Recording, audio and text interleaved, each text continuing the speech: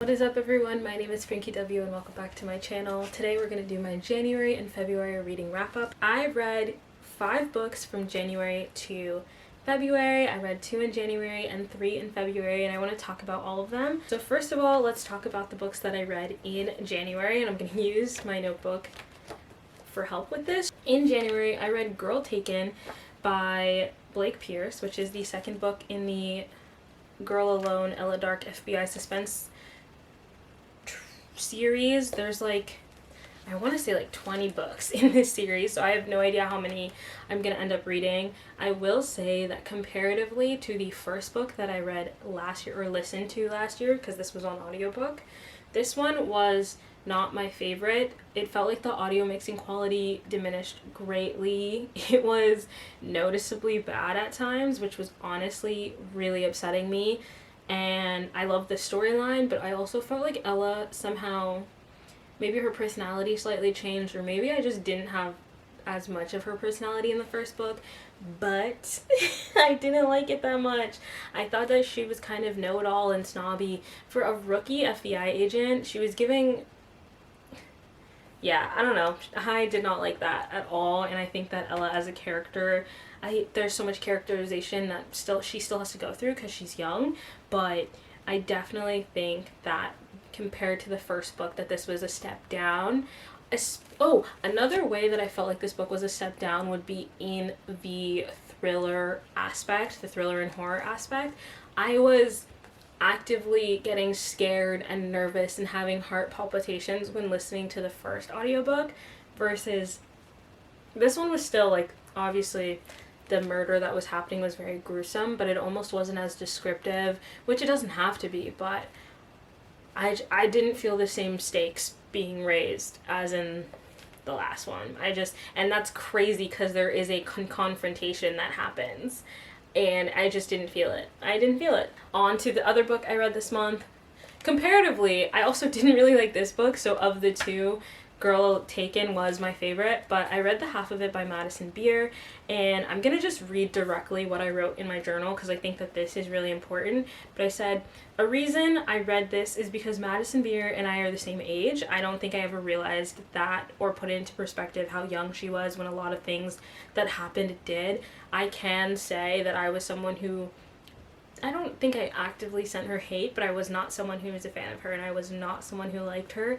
And very recently I had listened to her podcast episode with Alicia Marie and Miss Remy Ashton on Pretty Basic, and kind of hearing her speak and hearing her perspective, it made me want to read the book more, made me want to hear her story more. But honestly, I think she talked more about her life in the podcast than she does in this book, which is also interesting. I won't call it drama because it's serious, but having your private photos leaked and shared on Twitter at the age of 15 is traumatizing. And she got a lot of unnecessary hate for dating Jack Galinsky, who's this MagCon boy. I am a reformed former MagCon girl. Reformed MagCon girls, my thoughts and prayers are with you, because why were we ever obsessed with basic white men who were all just had racist tweets about black women on Twitter? Literally. She candidly speaks about some of her experiences with self-harm and almost ending her life. She also has this really interesting part of the story where she answers fan questions and kind of brings in anecdotes and memories when talking to fans. But it was a quick read, but very surface level. It almost feels at times like she doesn't trust her voice, or she believes that no one else will trust her voice. So it's I'm going to say something and then I'm going to give you scientific justification so you can't tell me that I'm wrong. Because this book is obviously this book would be her perspective and her opinion, and there are obviously things that she didn't want to speak about, and I respect that, and I would never force someone to speak about it. But it was really obvious when she was holding back, or it was really obvious when she was kind of skirting around a topic, I guess. I don't know. And then something else that I didn't write on this, but I ended up, Fallon, who I used to work on the Ithacan with, she DM'd me when I posted this on my story, and she told me to check out the Celebrity Memoir Book Club, which is a podcast that I only ever listen to if I've read the book. Sometimes I think people could listen to the podcast and not read the book, but I prefer the other way. So I've only ever listened to Jeanette McCurdy's I'm Glad My Mom Died episode and Britney Spears' Women in Me episode. So now I was able to listen to Madison Beer's episode, and something that they also talk about is kind of how Madison kind of doesn't acknowledge the privileges that she already had, if that makes sense. Like, she kind of goes through this talking about how she doesn't talk about how she's like in a lot of ways an industry plant, and she might not believe she is one herself, or that a lot of the things that she has is afforded to her, but no regular person kind of like blows up on YouTube and then randomly gets to be in a recording studio with Scooter Braun. Like, there are just pieces of her discovery story that don't line up to me personally. That's just a personal opinion, and that's not me saying that it's a fact or not.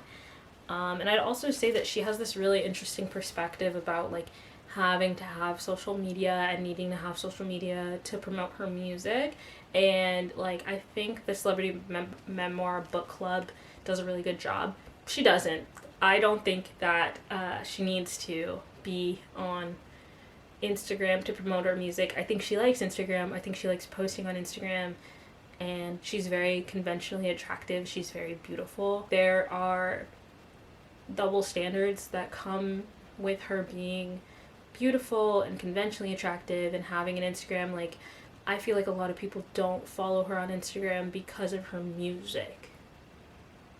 A lot of people don't follow Selena Gomez on Instagram because of her music and because of, like, yeah, there are those who were fans of her, because we were all fans of her. We all watched Wizards of Waverly Place, but like, not every single person that follows Selena Gomez is a Selena Gomez and the Scene fan or someone from Wizards of Waverly Place. Like, let's be so honest. Instagram is still in some ways superficial. And there are a lot of celebrities who don't have social media at all and still can get roles in films or promote their music or do other things. Like, I just think her saying that she needs to have social media, she could get rid of it today, still release music, and still be fine. Those are the two books I read in January. They were both audiobooks. And then doing my little stats equally, I think one of everything, mysterious, emotional, tense, reflective, inspiring, and dark. So half of those, I'm going to say mysterious, tense, and dark are for the Ella Dark book, and emotional, reflective, and inspiring would be Madison Beer. The pace for both of these books were medium. They were both audiobooks under the 8-hour mark, and one of them was nonfiction and one of them was fiction. And those were my stats for January. On to February. The month of love and Black History Month. Okay, the first book I read this February was Questlove's Music is History. I have the physical book, and I was following along at times, but I genuinely I listened to this book instead of reading it, because something that's really interesting that Questlove does is he'll play excerpts from certain songs, or he'll have certain voice actors kind of hired to speak for someone. So there were like multiple voices at times, and it was just a really interesting read about history. All of my books for February could be on the history side and Black culture and everything like that. This is the most historical of the... This is one of the two more historical books, and the other one I'd say is like speculative history. I learned that term in a Sarah Elizabeth video, or Cat Field's notes. I think Cat's Field notes is the reason why I know that word now. Speculative history. I do agree though.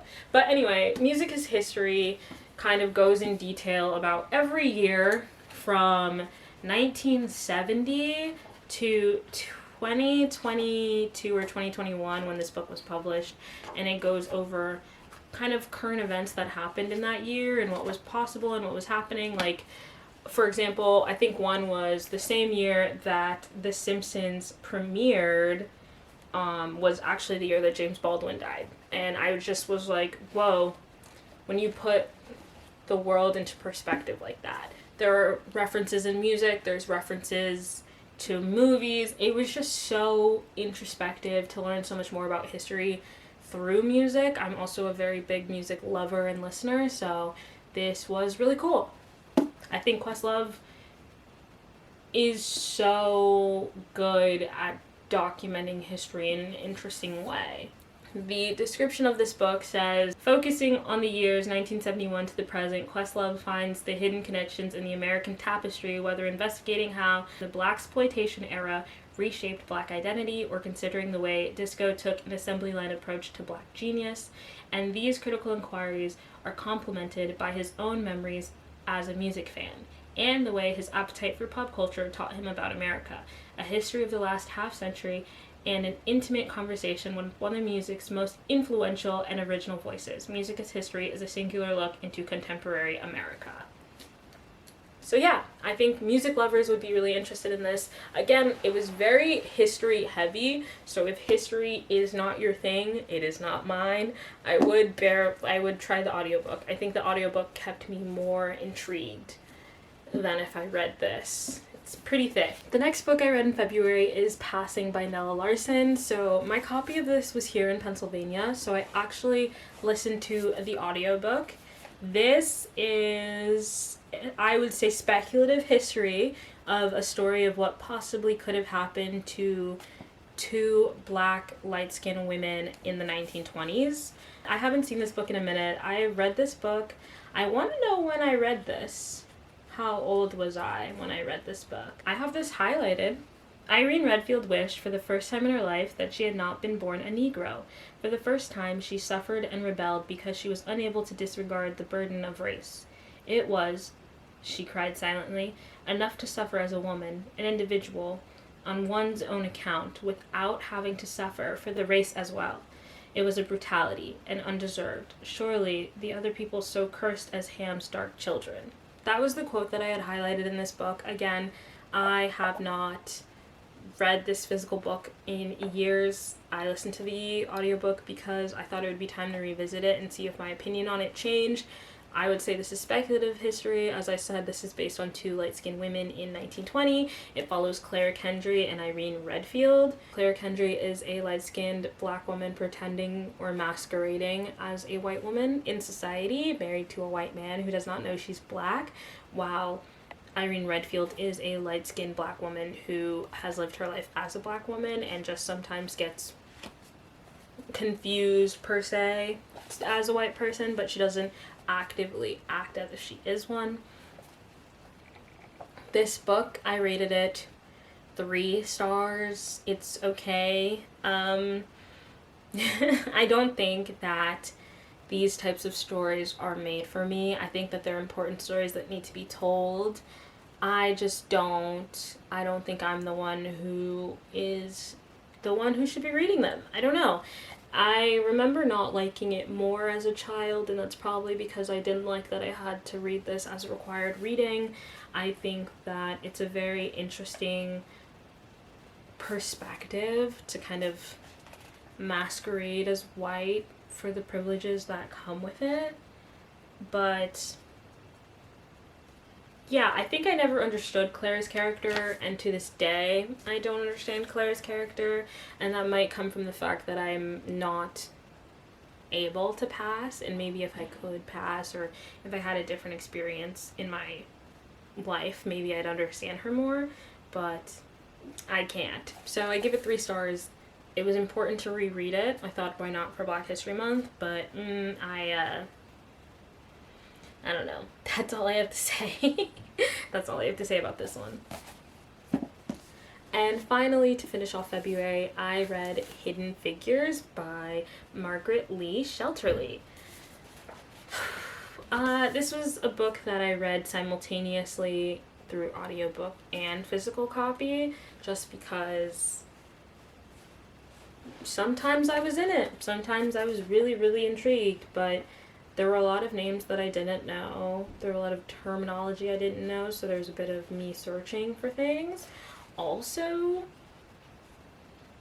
this book is really long, specifically because of the notes, bibliography, and index. Like, that alone takes up a lot of what I thought the book was. Like, this much of the book is acknowledgments, bibliography or biography, acknowledgments, notes, biography, and index is this much of the book. And I think that's something that played a part in my hesitancy to read it. I don't know. I loved the Hidden Figures movie. That's actually where my celebrity crush on Glen Powell started. I loved Glen Powell, and he wasn't even the main character of that movie, but I was just like, wow. I think, surprisingly, something that I think the movie focused more on Taraji P. Henson's character. The three women on the cover are Dorothy Vaughan, Mary Jackson, and Katherine Johnson. Octavia Spencer plays Dorothy Vaughan.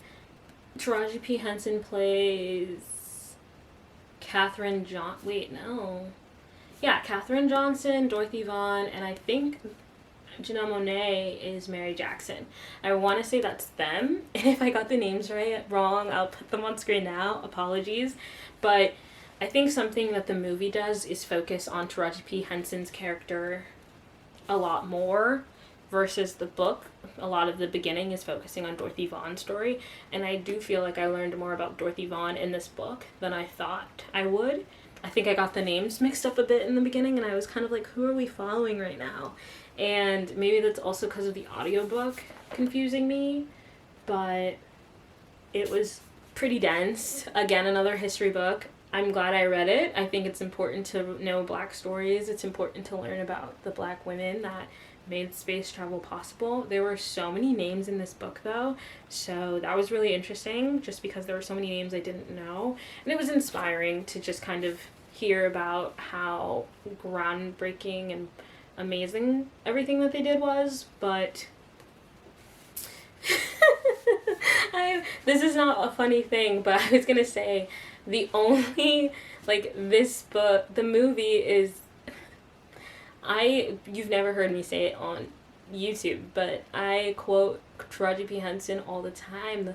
I work like a dog, day and night, 7 living off of coffee from a pot nobody wanna touch. I would yell that all the time, and that's all I can think of when I think of Hidden Figures, because Taraji P. Henson was acting.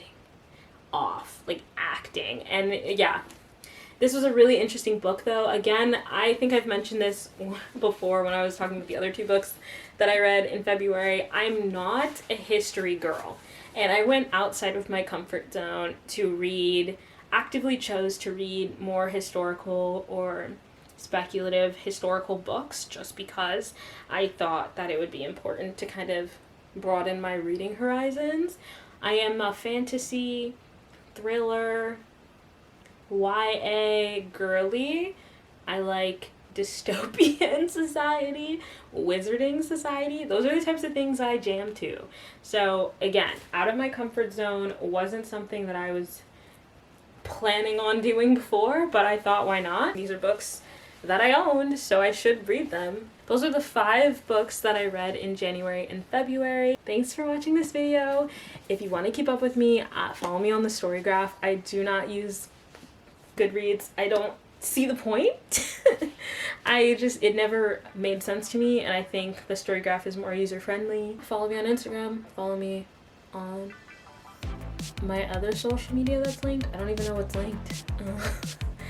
Come back for more book content coming soon, and subscribe. Bye!